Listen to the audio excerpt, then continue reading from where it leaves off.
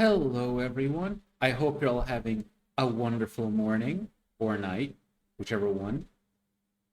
It's Akizio here, and I'll be reacting to A Lesson in Darkness by Brave Ling. This was requested by Tempest Ari on the Discord. And sorry, everyone, that I've taken so long to get to these things. But 4 months is better than never, right?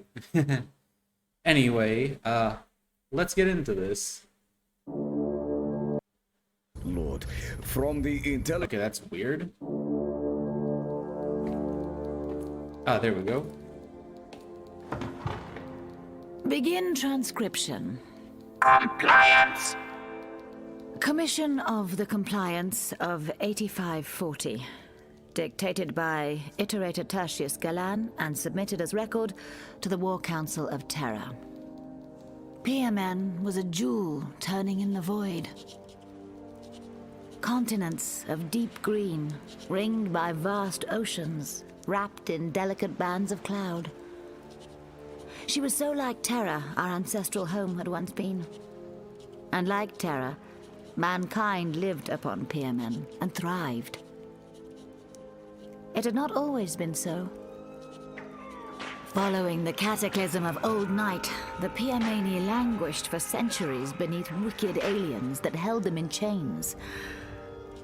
Violent revolution drove the Xenos away, and for a century, PMN knew peace, alone in the night. Oh. So after the Age of Strife happened and the collapse of, the humanity's golden age.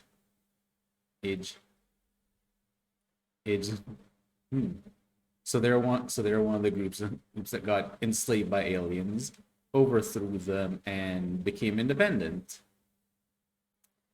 I wonder how this is. Well, actually, I can already guess that this is probably gonna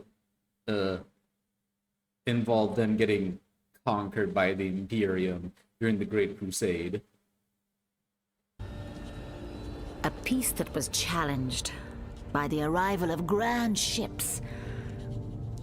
Though these were not the aliens intent on returning PMN to enslavement, these ships carried humans, like those of PMN. We came as heralds of the Emperor of Mankind, of his uniting of all humanity into a single Imperium, of progress, a technological and cultural utopia beyond their wildest dreams. All of this we promised to them, if they bent the knee. I bet that they weren't exactly thrilled about the idea of bending the knee, no matter how good the promises were after, well, all the servitude. The PMAni looked back upon their history, upon the bondage they had so recently cast off, and rejected us. We begged they reconsider, warning that those who refused to align with the Emperor's burgeoning realm would be visited again, and not by emissaries.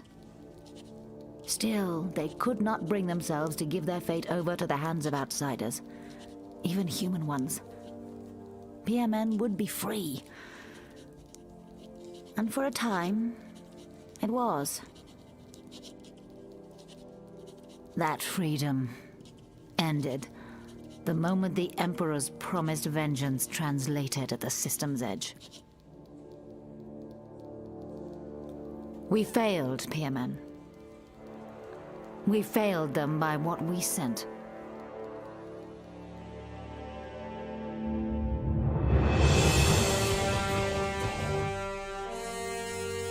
Curse. A Lesson in Darkness by Ian St. Martin. Oh no, they sent Space Batman. Performed by John Banks, Beth Chalmers, Matthew Hunt, Jonathan Keeble, and Toby Longworth.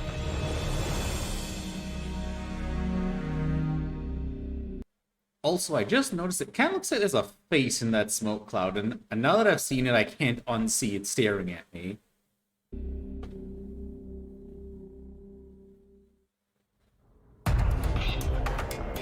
Natu! Weapons filled the hands of the Piamani Triari squad sprinting through their flagship. The enemy fleet had arrived in system out of nowhere, as if they were part of the void itself. Since that moment, the Piamani had been fighting, and they were losing. Oleas todol, Antaris todol, Creada todol, Halapus kilometris. As ship after ship from the defense fleet died, reports filtered through of hulking, red-eyed giants rampaging through the lower decks. The Triari clutched their weapons tighter. The Imperial emissaries had warned of knights, gene-wrought gods of war, not monsters. The squad halted at a junction. Each man's stomach knotted and static boiled their tongues. Hair rose on arms and necks, ears popped as the air pressure shifted violently. Light and noise from the end of the corridor threw the squad to the deck. The Triari lowered their hands from their faces, scrambling to their feet and into a hasty formation. They peered into the darkness, blinking away after images that stained their sight as oily smoke swirled around their boots. Something was watching them at the end of the passageway, merged with the lightlessness like shadow draped over oil. Lightning rushed across hands, ending in scything silver talons, illuminating an inhumanly tall silhouette. Sparks exposed a gaunt face hidden behind a veil of dark, stringy hair. They glinted from a set of grinning teeth, filed into points. Oh no. Oh. That sounds like Conrad Kurz with his signature lightning claws. The walls rang from kinetic scatter cannons and bulky spear guns. Any shot that found its mark barely scored the figure's buzzing plate. It didn't even break stride. In seconds, it was over, with only one of the soldiers left amidst the charnel house that had been his comrades. Porta! The man gasped, his weapon falling from his hands as he sank to his knees. The figure did not speak the man's language. He had no need to. The Triarius's eyes translated it perfectly. Porta! Porta! It was the most familiar word in the galaxy. A word the figure linked indelibly to all mankind. A word that made him hate them to his bones. Please. Curse. The demigod peered down, tilting his head to study the man with cold shark's eyes. Curse? Kurz saw hope for an instant. Hope that died at the edges of his talons. Kurz ignited his claws, splaying them wide and severing the Triarius into bleeding chunks. He hadn't even had time to scream. Kurz spent several heartbeats watching the blood cook off his talons, filling his nose with the familiarity of burning copper. He shifted fractionally, his arm and shoulder giving off a soft, displeased snarl. The heavy plates of humming ceramite made him uncomfortable, not in any physical sense, but rather one of necessity. He stared at the bodies scattered beneath him. My entire life, I wore nothing more than threadbare sackcloth and rags, killing with slivers of metal and broken glass. Simplistic ornaments and implements, but sufficient to my purposes. I never needed any high technology to dominate my environment. Yet, I conceded, one of many made after my reclamation. Appearance, they said, a powerful tool to cultivate. The image of the armored knight that seems marrow-bound within your race. Exemplar of nobility to friend, formidable opponent to foe. Appearance. As though I did not render my entire world silent through its use. As though I were ignorant of the power of perception to bend humanity into compliance. I know such truths instinctually, as my creator must have intended. Surely the Emperor knows what lies in his children's hearts. Surely he knows full well what we are, and what we will do in the years to come. Or does he simply not care? You know, I honestly never really thought about it, like what Kurz would actually sound like. But imagining him with a like Eastern European, maybe Slavic accent, that would make sense considering, if I remember correctly, Eastern Europe, like places like Romania, or where stories of vampires really picked up. Footsteps drew the Primarch's attention, yet failed to move him. Squads of midnight-plated warriors passed, the corridor's darkness broken by the gleaming tourmaline of their eye lenses. Seeing Kurz, the Night Lords faltered. The dilemma was clear in their postures, the desire to kneel in their father's presence, so overwhelming it slowed them to a stilted scraping of ceramite boots. One look from their captain sent them forward, smashing every light source they came across to plunge the warship into darkness. Kurz glimpsed the captain, Nivalis, in a puddle of blood upon the deck, and his mind draped a skin of flickering images across his vision. I see a child, hauled screaming from the prison sprawls beneath Terra. I see Nivalis of the Legion now, rejoicing. His gene sire has been found. He will never again enter battle without the Primarch whose blood beats through his hearts. He and his kindred speak, wondering just who their Primarch will be. Would I share the implacable resolve of Dawn, the Crimson King's esoteric mysticism, the soulful majesty of Sanguinius? My lord. Kurz did not rise from where he crouched, his back to the captain. We have secured the ship. Crew casualties have been minimized. All systems are in working order as you commanded. We control the bridge. Yes, Lord. Kurz rose in a snarl of energized joints. He dropped something Nivalis could not identify onto the deck. Secure the ship. We have Make certain. Then meet me upon the bridge. As you wish, my lord. The Primarch slipped into the darkness, leaving the captain to look down on the Triari's flayed faces, which stared back at him without eyes, moaning silently from slack mouths.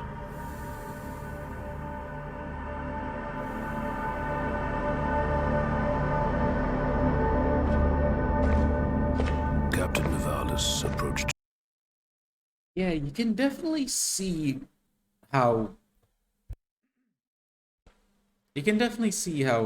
Kurz terrorized his world into compliance before the Emperor even arrived with this sort of thing. Skinless faces, his eyeless heads, is staring slack-jawed with empty sockets at you. Two sergeants guarding the bulkhead leading onto the flagship's bridge, looking upon him with blank-faced helms in the gloom. Their midnight plate bore only superficial damage, scuffs and scrapes that did little more than mar the lacquer. Casualties during the assault were light, Captain. I had anticipated stiffer opposition in taking her. The elite of a civilization opposing us, and only 100 legionaries to bring her to heel. Mortals, no matter their training or equipment, can only stand so long against a legion's might. A lesson being taught to thousands of worlds across the crusade. Tonight, brothers, Piamen is learning it firsthand. The sergeant saluted, clashing armored fists against breastplates as the doors irised open. Nivalis arrived on what had been the flagship's bridge, but was now an abattoir. Bodies were strewn in all directions. Orphaned limbs dangled precariously from consoles, tumbling to the deck. People hung from the vaulted ceiling on chains and severed power cables, most without their skin. Nivalis had seen enough death to know from their eyes, set and glazed like dolls, that they had been alive while it had happened. The entire bridge. Is this? I wonder if this is the story that mentions where, like, the one that gets brought up about the Night Lords bringing a planet into compliance by killing its defenders, slicing them up, and then bringing the defenders' own ships back to planetside. And then when people are cheering, thinking that their soldiers returned victorious, the Night Lords just dumped their severed body parts,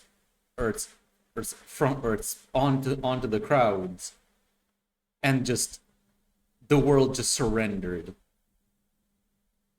because that broke their spirits, as it really should if you're, you know, if your most elite defenders whose victory you thought assured just suddenly came raining down upon you in chunks. Crew had been slaughtered, excluding what Nivalis concluded was the Piameni equivalent of servitors.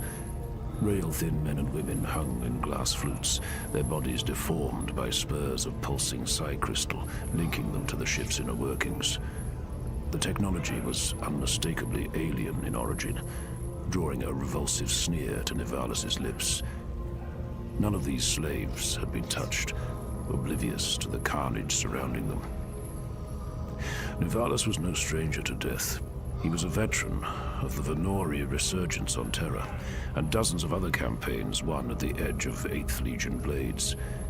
Theirs had always been a cold, clinical violence. Fear was a weapon, a means to an end, and the Night Lords wielded it like a scalpel. This was something else entirely. Nivalis removed his helmet. Butcher's spice filled his nostrils. So hot and immediate it stung his eyes. Butcher's spice? Wait. As in, like, actual spices, or... I'm hoping that this is a, what's what I'm looking for? That this is... That's supposed to refer to something else and not be literal. I can't remember the word right now, but... If what he's spelling are actual spices, then I shudder to think what's going to be done with these people. Something cold and silvery, a sensation he couldn't place, coiled around Nivalis' heart. His helmet crashed to the deck, his sword's tip sighing against the edge of its scabbard as his eyes, born in darkness, found his lord. This ship is called Storm's Rock.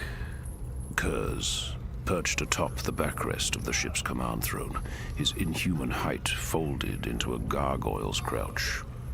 The Primarch flexed his talons, watching drops of blood slip from them onto the corpse of an aging man seated upon the throne. Did you know that? Yes, Lord. From the intelligence reports of the iterators first sent to this world. I learned it from eating her master's heart. Kurz licked his lips before nudging the corpse from the seat of the throne to spill onto the deck. Nivalis looked up from the corpse of the ship's captain. Storm's Rock. Named for the battle that granted Piamen independence from a particularly sadistic offshoot of the Eldar xenobreed. Freedom won with the blood of thousands of hearts. Oh. So it was the Dark Eldar who would enslave these people. Or, well, maybe based on when the Eldar Empire fell, they weren't quite Dark Eldar yet. But yeah, also that I didn't know actually that that they could gain knowledge from eating hearts. I thought it only applied if they ate the brain. That's interesting, but also yeah, that's an image I'd rather not visualize. Would they rail against their sacrifice, I wonder, if they saw how few years it brought before the end? How shallow a future. Kurz stepped forward, the preternatural quiet of his movements betrayed by the waspish purr of his armor. He stopped before a console. What are you looking for, Lord? This ship's crew stands at 270,000.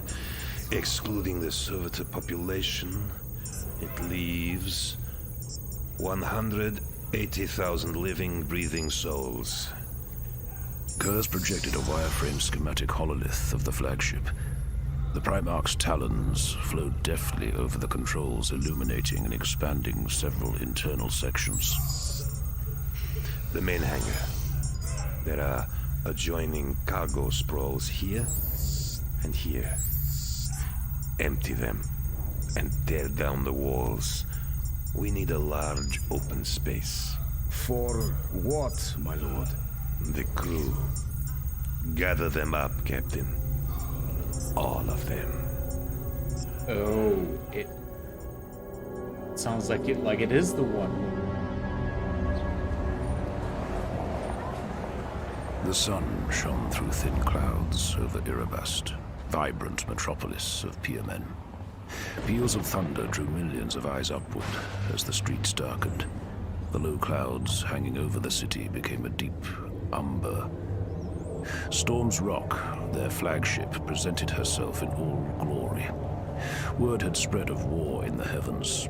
Prayer filled every mouth as their defenders rode out to meet the invaders.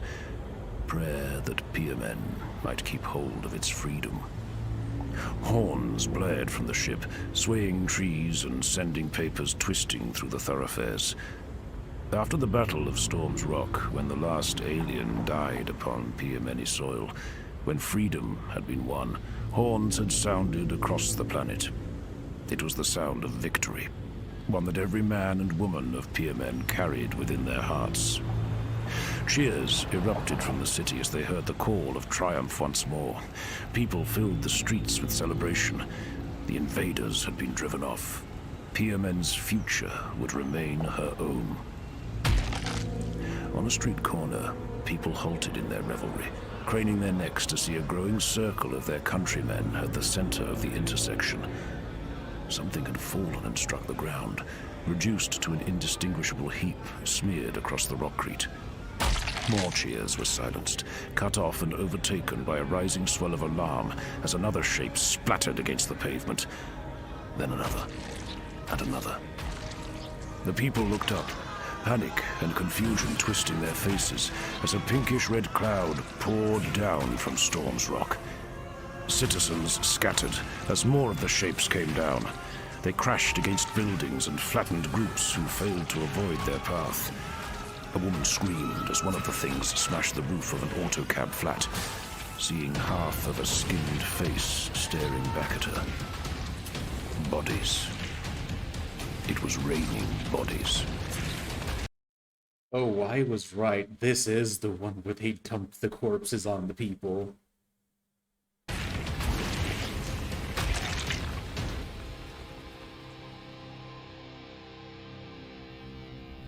Kurz and Nivalis watched Erebast disintegrate into madness through the Storm's Rock's oculus. The blood had yet to dry on Nivalis' gauntlets, slathering him to his elbows. He had done as much as the men acting upon his orders. The Primarch had been right. They had needed all the room they cleared and more to do what he had commanded. They had even crushed down the deck into pits to heap the skins of the wailing souls who had been wearing them before being herded off the ship. The Emperor, did he know what we would do here? He sent me. Kurz smiled, a ghoulish flash of teeth framed by blue lips that vanished as soon as it appeared. He looked back at Nivalis, eyes swallowed by dark pupils. I am not here to be their last chance. After my father came to Nostromo, after he brought me into all this, he tasked my brother Fulgrim to teach me. about Terra, humanity, the grand dream my father is building. Do you know what I learned? Kurz took a severed head in his claws, tracing around the eyes with a talon's tip. The similarities that humans share vastly overshadow any differences. No matter the language, culture, history, every one of them understands one thing. Fear. Fear is something so profound that it reaches into their little animal brains and renders them silent, malleable, submissive. Fear will bring peace and order to my father's new kingdom. It will bind humanity with chains stronger than any we could ever hope to forge. Nivalis strode to a Vox station, pushing aside a corpse from the strobing console it attended. Transmission relaying from Earbust and sendings from an astropathic choir. Distress calls. We can jam them. No. Lord? Kurz's gaze did not stray from the head he held, as though he were speaking to it. Don't interfere. Use this ship to strengthen the signal. Have the fleet do the same. Broadcast it loudly and clearly. They want their sister worlds to know what is happening to them. So do I. Pinpricks of light flickered to silent life as fires began to break out across the city. Order disintegrated, drowned by the human rainfall, driving the population into a delirium of fevered anarchy. Erebus tore itself apart, without a single Imperial boot on its surface. My brothers, my father, they erect monuments of stone, of gold. I shall make mine of flesh, of humanity itself. What of the civilian population? These are enemies of the Emperor, Captain, of progress. They were given a choice, and this is what they have chosen. The head collapsed within Kurz's grasp. He threw it aside. It takes 9 seconds to drain a body of blood. How many for a civilization? My mandate is to render this world compliant. Terra accomplishes this with swiftness beyond any invasion. Soon, all that we shall require to conquer is the threat of our arrival. Kurz gestured for Nivalis to stand beside him. Even in the midst of everything, he could not look away from his Primarch. Despite the threadbare sanity of his words, the monstrosity of his deeds, his father was beautiful in a way Nivalis knew he was never meant to understand. This cruel angel. My blood flows through your veins. You feel it. You know the truth I speak. Nivalis looked at the blood drying on his hands. We have always been the Emperor's retribution, his punishers. But this, sire, they will not call war. They will call it murder. 2 words for the same thing. I suggest you make peace with it, Captain. You are in my legion now. This is how Night Lords make war. Kurz laid a talon. And for some people, well, there's that saying that one death is a tragedy. A few thousand deaths is a statistic. Upon Nivalis' vambrace, sliding it over the ceramite and gathering a measure of the blood upon its tip. It felt strange the first time, didn't it? Don't worry, my son. That feeling was simply your eyes adjusting to the illumination of how the galaxy truly works. It passes. Nivalis looked up from his red hands. Both of his hearts thrummed within his chest. His face felt numb, his lips sliding back from his teeth. He was smiling. I am this legion's destiny, its final form, its end state. So, we will all be like you then, in the end. Kurz turned slowly, looking upon his son with haunted eyes. No. Not all. Not you.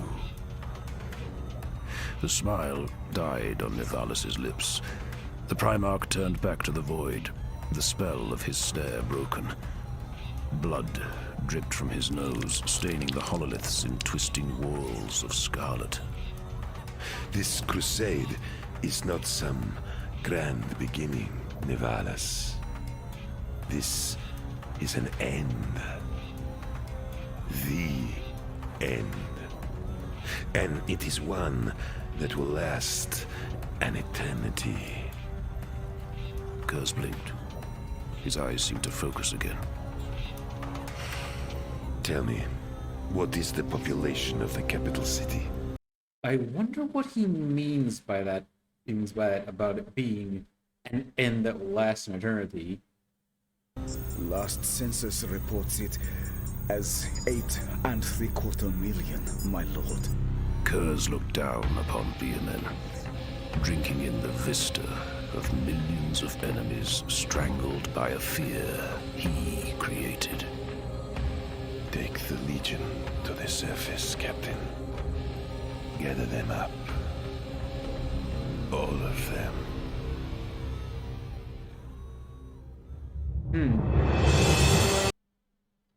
Well, he said that it takes 6 seconds to drain a body of blood. And they did say it was 8.75 million people, according to the census reports. So then by that math, that would mean that it would take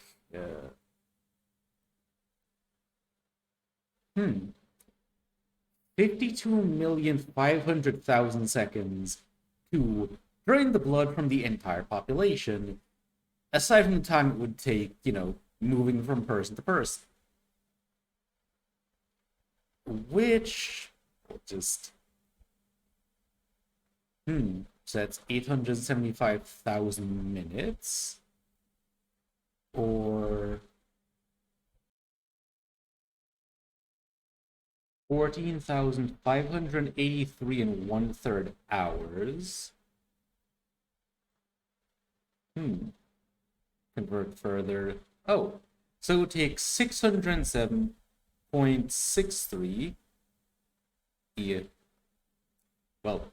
Terran days for Conrad Kurz to bleed every person on that entire planet dry of blood, assuming maximum blood draining efficiency and subtracting the time it would take for him to actually go from person to person.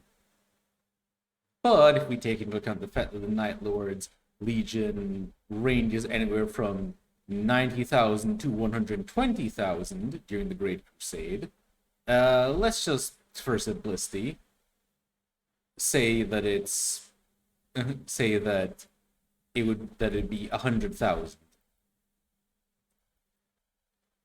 Then, it actually, if the entire Legion was at it, then they could actually bleed everyone on the entire planet dry in less than a day. In fact,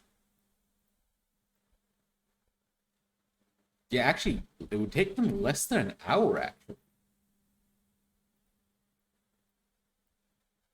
Yeah, so it's, wow.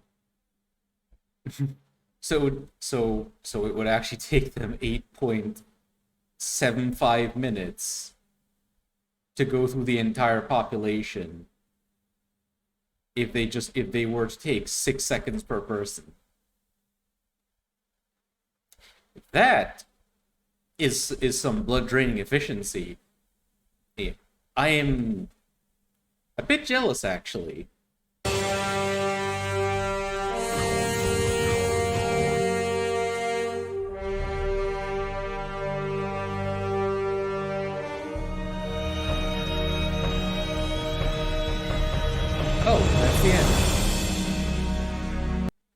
I must say that was fun to listen to. Brave Ling has quite the voice. Is as a narrator. It was wonderful to listen to. You could also see in it, or see in the story, such as when Conrad says either the Emperor knows what he would do or just doesn't care. And I like when those little things get brought up because Conrad always justified his actions as being necessary or desired, or that they were the best course and that he simply couldn't have done better. Or so that he wouldn't have the guilt of all the horrific atrocities that he wrought upon people weighing on him. Even turning the Night Haunter into essentially a separate personality that he could cast all the blame for his actions on, so that he, Conrad, wouldn't have to be guilty. Which, considering that he was supposed to be the judge for the Emperor, like the person who would be in charge of the Imperium's laws, if he himself was a criminal and had been doing things wrong, how could he really be trusted to make the laws and uphold them for everyone else? Which I imagine that sort of dilemma was going through his head, which all the more necessitated some way of trying to get rid of the blame and the guilt. Well, just because, I imagine how much it would have torn at him. I hope you all enjoyed listening with me. You should definitely subscribe to Brave Ling if you haven't already. And if you did enjoy, I'd appreciate if you like, comment, and subscribe. But until next time, have a wonderful night. Ta-ta!